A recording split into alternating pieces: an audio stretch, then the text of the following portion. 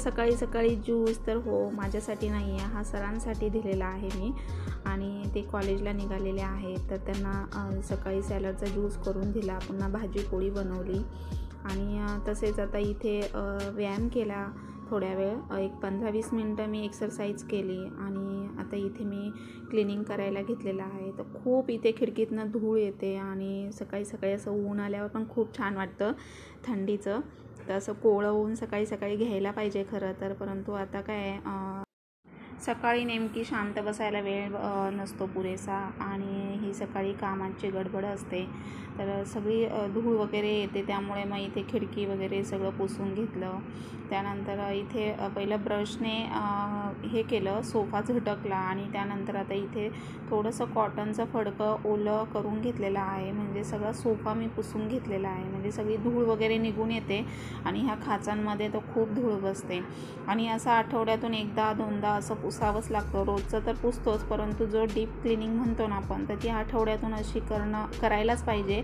केली तर मग सगळं म्हणजे छान घर वगैरे राहतं, फ्रेश वाटतं. तर ही सकाळची क्लिनिंगची कामं तर अक्षरशः खूप बोर होतं, म्हणजे रोज तीच कामं. परंतु हाऊसवाईफ म्हटलं की घरामध्ये त्याशिवाय पर्यायच नसतो, कारण सगळं घर नीटनेटकं ठेवायचं असतं, सगळ्यांची काळजी त्यामध्ये स्वतःकडे पण आपण लक्ष दिलं पाहिजे. त्यामुळे मग मी आता जसा वेळ मिळेल तसं स्वतःसाठीही वेळ काढत असते. एक्सरसाइज वगैरे, कुठे स्किन केअर, असं काही ना काही आपण केलं पाहिजे स्वतःसाठी. आणि एकदा काय होतं की मग आपण दुर्लक्ष केलं की मग तब्येत पण वाढत जाते, वेट वाढत जातं. त्यामुळे आपण नेहमी व्यायाम करणं गरजेचं आहे. कमीत कमी स्वतःला छान दिसावं, छान वाटावं किंवा स्वतः मेंटेन राहावं, यासाठी तरी आपण व्यायामाची सवय करून घेतली पाहिजे. तर आता एवढं मी सकाळी सगळी माझी जवळजवळ ही अर्धी कामं होतात. कुठलीही मेड नसताना मी सगळी क्लिनिंगची, पुन्हा कपडे, भांडी, त्यामध्येच माझं दुपार होऊन जाते. आणि हे बघा, हे ग्लास वगैरे सगळं वरतून मी कॉटनच्या फडक्याने पुसून घेतलेले आहेत. खूप धूळ येते. आणि मुलांचा बड्डे झाला त्या दिवशी, तर मग हे सगळं मी बलून्स वगैरे थोडंफार डेकोरेट केलं होतं, तर ते सुद्धा आता मी थोड्या वेळाने काढून ठेवते आहे. म्हणजे ह्या छोट्या छोट्या गोष्टी खूप काही असतात घरामध्ये करण्यासारख्या. तर आता बघा, हा सोफा किती धूळ येते तुम्ही बघता. हे बघा, खिडकीतनं खूप धूळ येते आणि मी अशी झटकून रोजची मग आता इथे कॉटनच्या फडक्याने मी पुसून घेतलेला आहे सोफा. आता त्यावर सगळा कचरा वगैरे काढून घेतला. आणि ही सकाळची माझी मॉर्निंगची कामं, यामध्ये माझे 1 ते 2 तास जातातच. सकाळी उठल्यापासून एक्सरसाइज, पुन्हा मग मुलांना नाश्ता वगैरे, पुन्हा त्यांच्या आंघोळी आणि झाडलोट वगैरे सगळं इथून तिथून पूर्ण झाडायचं. आणि पहिले कसं छोटं घर होतं त्यामुळे काही वाटत नव्हतं, परंतु आता जेवढं घर मोठं तेवढी कामं पण वाढतात, तेवढं मेंटेन पण ठेवायला लागतं. जसं आपण स्वतःला मेंटेन ठेवतो तसंच आपण घराला देखील मेंटेन ठेवलं तर छान आणि अगदी टापटीप व्यवस्थित राहतं, जिथली वस्तू तिथे. तर आता इथे सगळं मी आवरून घेतलं, झाडलोट वगैरे केली. आणि नेमकी म्हणतो ना की एका दिवशी सगळी कामं येतात. तर काल मी संध्याकाळी फ्रीज डिफ्रॉस्ट केला आणि ते सगळं पाणी बाहेर आलं होतं. तर त्याचा ट्रे नेमकी तो इनबिल्ट असल्यामुळे तो ट्रे बाहेर येत नाही आणि काढताच येत नाही, तर त्यामध्ये पाणी साठतं आणि मग हे सगळं पाणी झिरपतं खाली. तर मग सगळं पाणी साठलं होतं फ्रीज खाली. मग मी काय केलं की सगळं फ्रीज म्हणजे स्विच पहिलं बंद केलं, वायर काढली बोर्डमधनं आणि मग फ्रीज पूर्ण क्लीन करून घेतलं, डीप क्लिनिंग करून घेतलं. तर मागे ह्या सगळे मी ट्रे वगैरे काढून आता मागच्या महिन्यामध्ये सगळं मी वॉश करून स्वच्छ फ्रीज केला होता. आणि असा हा माझा मंथली क्लिनिंग असतंच फ्रीजचं. परंतु जेव्हा डीप क्लिनिंग मी करते ना, तेव्हा ते मागचा ट्रे, मागची साईड पूर्णपणे सगळं झाडून झटकून, जाळ्या वगैरे असतात बघा, पाणी वगैरे साठतं, आपले हात वगैरे लागतात, चिकट वगैरे डाग पडतात. मग हे सगळं मी पुसून घेतलं कॉटनच्या फडक्याने, स्क्रबरने. आणि हे फ्रीजसुद्धा आपण असा टापटीप वगैरे व्यवस्थित ठेवला ना, ते वस्तू पण त्याच्यामध्ये ठेवता येतात, जागा पुरेशी होते. तर कडधान्य, काही ज्यांना कीड लागते ते कडधान्य मी असं बरण्यांमध्ये भरून मागच्या साईडला ठेवलेले आहेत.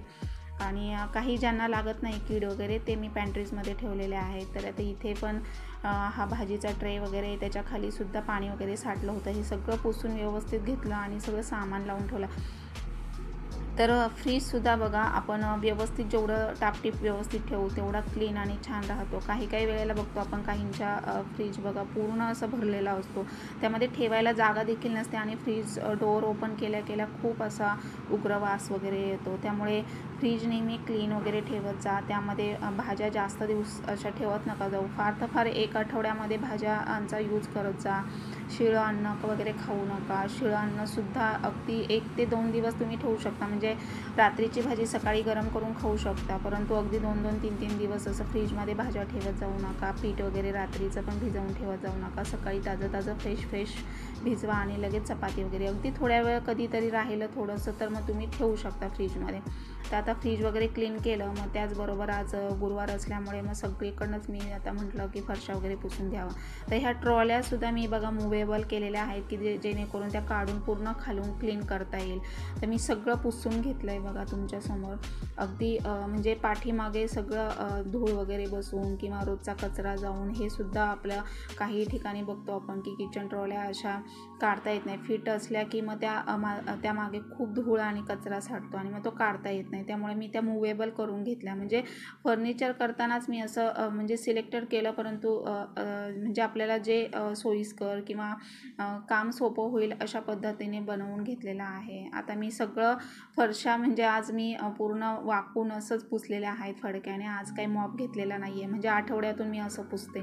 तर आता सगळं पुसून वगैरे घेतलं, आंघोळ वगैरे केली, फ्रेश झाली आणि आता मी देवपूजा नित्यपूजा माझी करत आहे.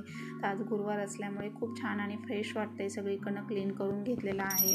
तर असं वीकली आपण क्लिनिंग वगैरे केलं पाहिजे आणि काय होतं मग धूळ वगैरे बसत नाही जास्त आणि रोजचा तर फडका मारावाच लागतो. म्हणजे ह्या सगळ्या गोष्टी केल्या ना की आपण पण छान प्रसन्न आनंदी राहतो आणि काहीतरी काम केल्यासारखं वाटतं. घरामध्ये देखील सुद्धा सगळ्यांना असं आपण फ्रेश असलं तर सगळ्यांना आनंद प्रसन्न वाटतं आणि घरामध्ये पॉझिटिव्ह वाईब्स येतात. तर बघा खूप छान असं फ्रेश वाटते. गॅलरीत आल्यानंतर ती पक्ष्यांचा चिवचिवाट, ती थंडगार हवा आणि ही हिरवीगार झाडं, तर खूप छान वाटतं.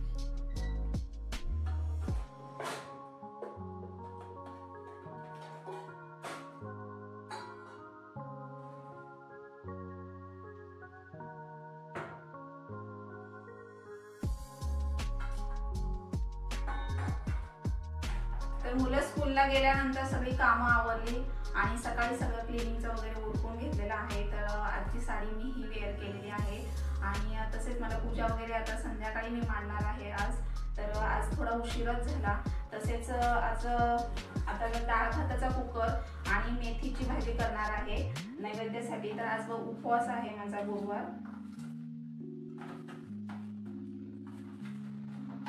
आणि मुलं गेल्यानंतर सकाळी तर सकाळपासून क्लिनिंग चालूच होतं. त्याच्यामध्ये ते फ्रीजचं काम माझं वाढलं.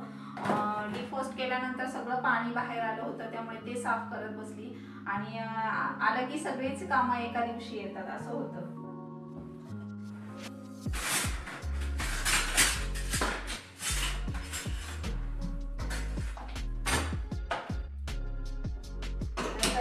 चहा ठेवते माझ्यासाठी आणि नंतर मग मी स्वयंपाकाला लवकरच लागणार आहे.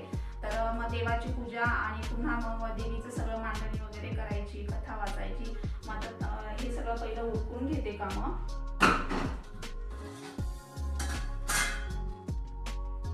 आणि मेथीची भाजी करणार आहे आज. तर खूप फ्रेश भाजी आहे बघा.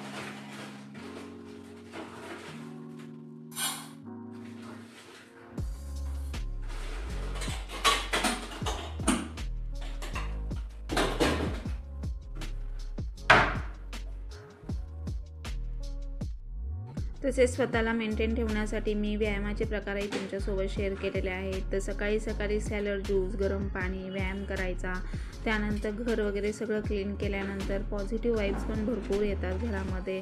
नेहमी आपण स्वतःला जसं छान ठेवतो तसं घराला देखील ठेवण्याचा प्रयत्न करावं. छान वाटतं आणि आपल्याला जे आवडतं ते नेहमी करावं.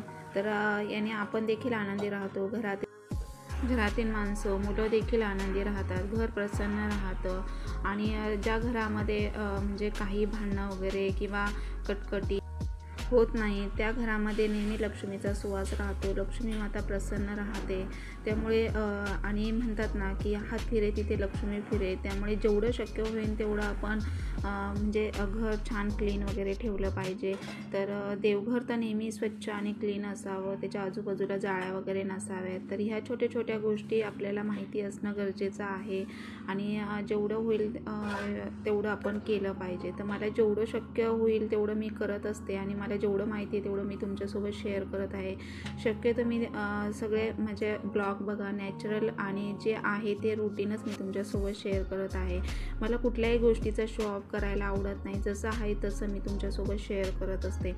तर मी व्यायामाचे प्रकारसुद्धा मी तुमच्यासोबत शेअर करते की जे मी करते, म्हणजे जे व्यायामाचे प्रकार केल्याने आपण फिट राहतो किंवा आपल्याला छान आनंदी आणि प्रसन्न वाटतं. बघा आपल्याला ॲक्टिव्ह फील होतं, दिवसभरचा आपला थकवा दूर नाहीसा होतो. त्यामुळे आपण स्वतःमध्येच बदल केले पाहिजे आणि आपण मनाशी कुठली गोष्ट करण्या अगोदर ठरवली पाहिजे.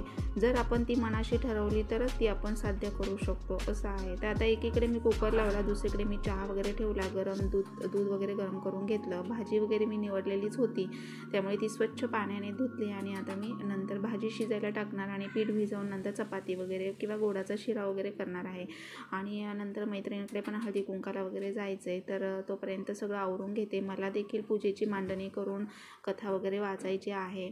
तर असं आहे आणि दिवस माझा कसा जातो हे देखील कळत नाही. आता थंडीचा सुद्धा दिवस लहान असल्यामुळे पटकन दिवस जातो कामामध्ये आणि मी नेहमी असं स्वतःला छान ठेवण्याचा प्रयत्न करते. इथून मागे कसं झालं की मुलं लहान होती, घरातली जबाबदारी सगळं बघायचं आणि त्यामुळे वेळ असं स्वतःला देखील देता येत नव्हता. त्यामुळे आता मी थोडी रिलॅक्स झाली. मुलं स्कूलला जातात, त्यांचं ते स्वतः काही गोष्टी करतात, तर मला फारसं काही बघायला लागत नाही. तर आता मी अभ्याससुद्धा त्यांचा वेळ मिळेल तसा घेते, नाही तर मग ते स्वतः सेल्फ स्टडी करतात. त्यामुळे मला जो वेळ मिळतो, माझा जो वेळ आहे तो मी माझ्या स्वतःमध्ये घालवते. म्हणजे एक्सरसाइज करणं, स्वतःला छान आवरणं, अपडेट ठेवणं किंवा रील्स वगैरे बनवून स्वतःला असं छान वाटतं आनंदी वगैरे ठेवायला, आनंदी राहायला.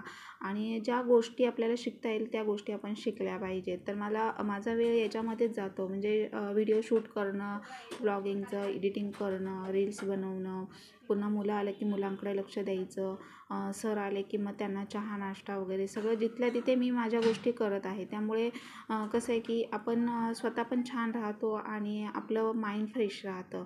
बाकी दुसरीकडे आपलं लक्ष असं जात नाही. तर ह्या गोष्टी नेहमी तुम्ही फॉलो करा. बघा नेहमी तुम्ही म्हणजे छान आणि आनंदी राहाल.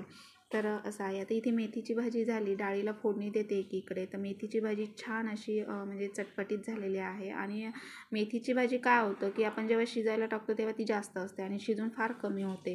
त्यामुळे मीठ टाकताना अगदी थोडं मापाचंच टाकायचं, म्हणजे ती खारट होत नाही. तर एकीकडे डाळीला फोडणी दिलेली आहे, मुगाची डाळ आणि मेथीची भाजी, चपाती.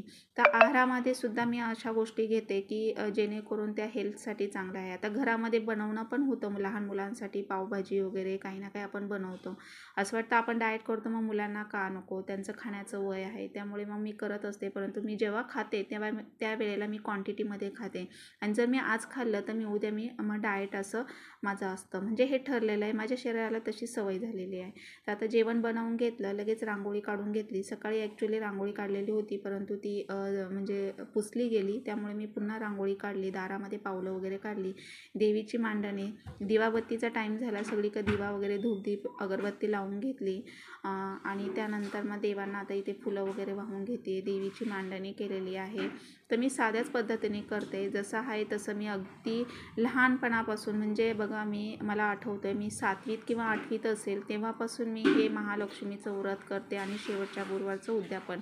तर त्यावेळेला आम्ही असं मैत्रिणींना बोलवायचं घरी, नंतर त्यांना मग हळदी कुंकू लावून वगैरे त्यांच्याकडे आम्ही जायचो.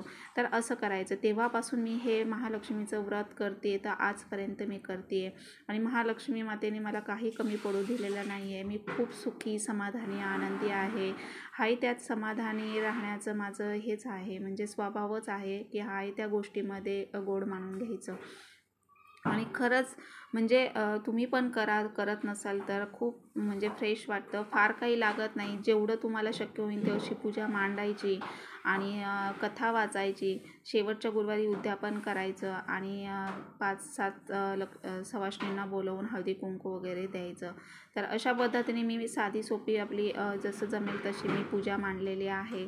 आणि इथे धूप वगैरे लावून घेते. नंतर मग मी पोथी कथा वाचते आणि त्यानंतर मग मी उपास सोडणार आहे. तर मुलं आता खाली खेळायला गेलेली आहेत आणि तसेच आता इथे अगरबत्ती वगैरे लावून घेतली. तुळशीलाही मी संध्याकाळचा दिवा अगरबत्ती वगैरे लावत असते. तुळशीलाही नेहमी लावावं. कधी आपल्या चुकून कळत नकळत आपल्या हातून काही चूक घडली असेल, पाप घडलं असेल, तर तुळशी माता ही आपल्यावर म्हणजे रागवत नाही किंवा चुका आपल्या पदरात घेते. त्यामुळे तुळशीला नेहमी संध्याकाळचा दिवा आणि अगरबत्ती लावावी. तर असं आहे, म्हणजे शास्त्रामध्ये असं आहे, त्यामुळे मी तुमच्यासोबत ते शेअर करत आहे आणि जेवढं मला माहिती आहे तेवढं मी तुम्हाला सांगत आहे. तर आता इथे मी पोथी वाचायला घेतलेली आहे. पोथी वाचल्यानंतर मग मी आरती वगैरे करणार आणि त्यानंतर मग मी मैत्रिणीकडे पण हळदी कुंकाला जायचे. तिकडून आल्यानंतर मग मी नैवेद्य दाखवून उपास सोडणार आहे. तर असं आहे.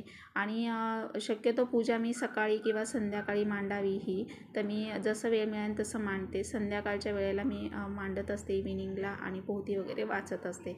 तर असं हे माझं पहिल्यापासूनचंच रुटीन आहे, तसंच मी करत आहे.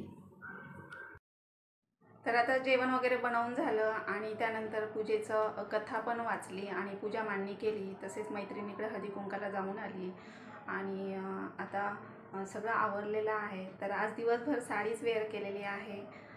तर मुलं आता खाली गेलेली आहेत खेळायला आणि ते आल्यानंतर मग मी उपवास सोडणार आहे. तर नैवेद्य दाखवला, सर वॉक करून आले आणि मग मृणाल पण खेळून आले. तर आता जेवायला घेतलं. तर असं आम्ही हॉलमध्ये सर्व एकत्र आणि एकसाथच जेवण करत असतो. तर माझा व्लॉग मी इथंच एंड करते. आय होप आवडला असेल तर लाईक करा, सबस्क्राईब करा, बाजूचं बेल आयकॉन ऑलवर सेट करा. भेटूया नेक्स्ट व्हिडिओमध्ये. तोपर्यंत मस्त खा, मस्त राहा आणि बाय बाय. आणि हो, तुम्हाला माझे व्लॉग, माझे व्हिडिओ कोणत्या संदर्भात कशा बाबतीत आवडतात ते मला कमेंट करायला विसरू नका. मी नक्की शेअर करण्याचा ट्राय करण्याचा प्रयत्न करेल. तर बाय, थँक्यू, गुड नाईट सगळ्यांना.